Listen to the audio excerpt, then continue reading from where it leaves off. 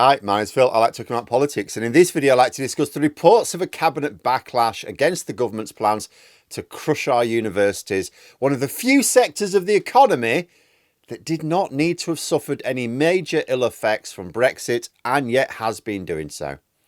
Last year, official figures showed record high net migration and the Tories lost their minds. Rather than explain how it was a result of various factors which would inevitably die down, as well as other factors which are actually beneficial, such as foreign students in our universities, no, they hit the panic button and came up with loads of ways to get it down. In doing so, however, they've completely failed to appreciate, much less communicate to the public, that there are different types of immigration and some of them are not a problem, even for anti-immigration voters. University students, top of the list, surely.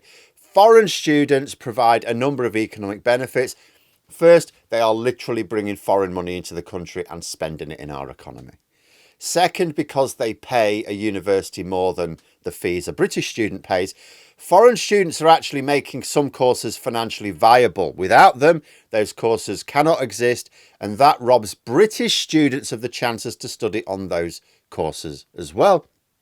Third, some of those students may graduate with skills that are useful to our economy and take jobs in the UK afterwards, which can boost British investment, creating more jobs for British people who will work alongside them.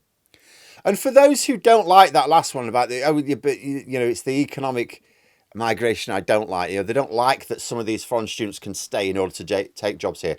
Remember, the graduate scheme, which is under fire here, it's the latest one to be under fire, only allows students to do so for like 2 to 3 years. It's a measure that's entirely beneficial and also very limited. It's also a scheme which supports so many of our other sectors, including the NHS. The cost to our economy of any reactionary move on immigration is usually very severe. For example, if we say, oh no, we don't want foreign doctors, because that's what this policy does. It says, no, actually, we don't want foreign doctors working in the NHS, or we'd like to restrict their numbers, even though we're desperately short of doctors in the NHS and don't have enough in the country.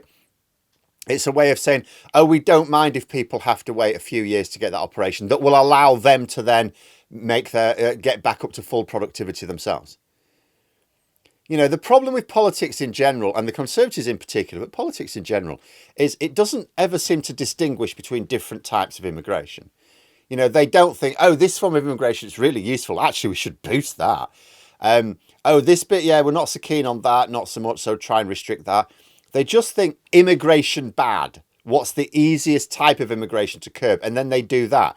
But in this case, they're curbing the types of immigration that are most beneficial to us. The situation is foreign students come here, spend money, a lot of money, then most leave. They're generally young, fit and healthy, so they don't really need much in the way of local services, if any at all. And where they do, consider that foreign students have to pay extra to access NHS services, for example. Some stay to cover skill shortages, which have become more pronounced since leaving the single market. According to the latest parliamentary report, universities contribute at least £116 billion to our economy. That's just over 5% of our entire economy. The government's latest moves to curb foreign students purely to get immigration numbers down is reckoned to be knocking 0.5% of our GDP. That is how big the university sector is. It's how important it is to our economy. It's one of the few growth areas of our economy that we've been having, but it's now going into decline.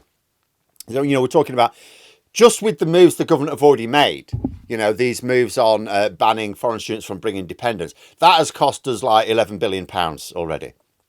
That's a lot of money spread around different university cities. Rishi Sunak can pretend he's doing something. That's all it's about, just so he can pretend he's doing something. And I'll keep emphasising, this is not a form of immigration that people object to. We can argue the toss about the pros and cons of certain types of immigration. Economic immigration, dealing with asylum properly, the right to stay for partners of British citizens. All of these things I accept. There's a lot of people who go, oh no, I'm not sure about those, I'm not sure about those, and we can have debates. But foreign students are basically super tourists. Only they spend way more money.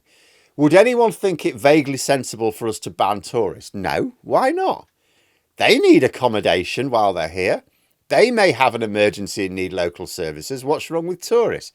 The difference is people recognise that Tories come here, spend money, then leave. Well, so do foreign students. More money, including any dependents that older ones bring with them. And where do they, where they do access public services, they pay extra.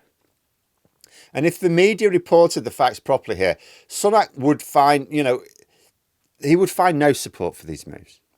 But it appears that he's not got his own cabinet entirely on board anyway. Various cabinet ministers, including the education minister and including the chancellor, universities are already reporting a massive drop in applications. So, we've already had economic damage done. We know for certain that more economic damage is going to be done over the next year because those applications have dropped. So that's now a certainty, isn't it? That damage will increase further if the government carries on applying even more anti-university measures. The consequences for the government continuing to attack our higher education sector are a direct cost to the university sector, which is still considered world class, but it won't be in the future if we continue like this. It's really surreal. I've seen, and it's absolutely weird to see, anti-immigration Brexit supporters hailing the number of British universities on international league tables, going, "Oh, it's brilliant, our universities are fantastic, world class." Like, yeah, you're arguing in favour of the moves which will have the inevitable consequence of taking us out of those league tables. It's like cheering your team for winning the World Championships, but arguing that they should not be competing in international championships. It's brainless beyond belief.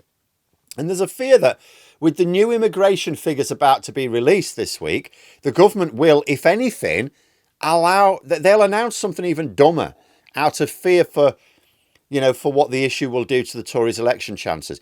In reality, what it will do to the far right. The moves to ban foreign students from bringing dependents has already cost our economy a lot. That means some of the increase in unemployment that's just been reported will be a consequence of these knee-jerk policies. And more will follow. I mean, the Conservatives are absolutely mad. They keep going on about, oh, yeah, we reduced unemployment.